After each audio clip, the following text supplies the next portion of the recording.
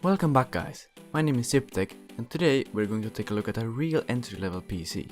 Right now, the PC comes in at around $450. Since prices always fluctuate, that won't probably be true too long. It should however stay under $500, so it's still an affordable PC. It won't blow you away in terms of performance, but it will be enough to play basically all games at pretty high settings, especially considering the price. Also, the channel just hit 10,000 views, which is really awesome. It's nice to see that the channel has been growing even though I haven't made any videos. Actually, the subscriber count has doubled. That's right, doubled in just a few months. Thanks for that. But without wasting any more time, let's get started with the video. The CPU in this PC is the Intel Pentium G4560.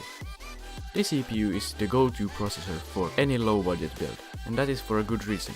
This is one of the first Pentium CPUs to have hyperthreading. This gives it 4 threads, even though it's just a dual core. So it's basically an i3, but cheaper. It's got a clock speed of 3.5 GHz and a TDP of 54 watts.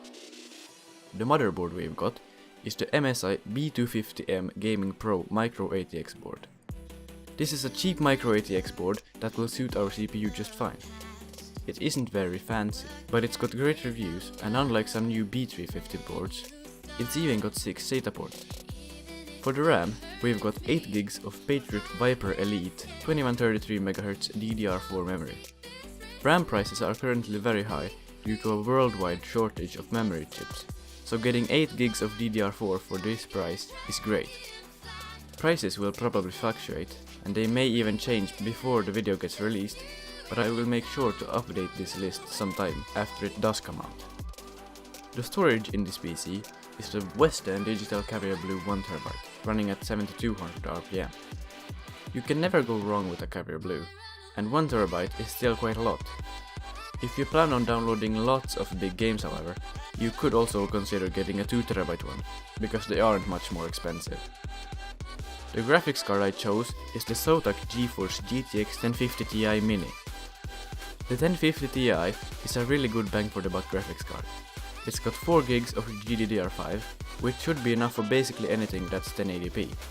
This card does not perform too well at 1440p or even 4K, but you probably won't be playing on such a screen considering the price of this PC and the price of those screens. This is a mini card, so it's only got one fan, but considering that it's a power efficient 1050 Ti, that shouldn't be a problem.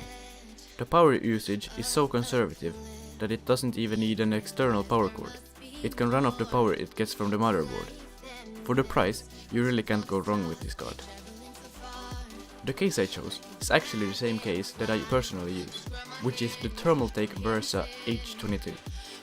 If you watched my video about saving money when building a gaming PC, you know that I got mine for free. You'll probably not be as lucky, but it's still a pretty good case, considering that it's only $30.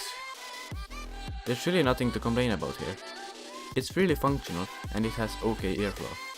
The only bad thing I can think of is the fact that it technically can't fit a Hyper 212 Evo. I use one anyways, but I did have to bend the side panel to get it to fit. The last component of this build is the EVGA BT 450W power supply.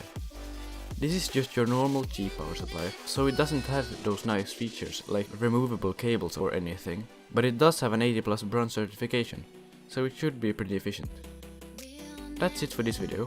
Like it if you like it, dislike if you didn't, comment something down below, and don't forget to subscribe. And as always, my name is Siptek and I'm signing out.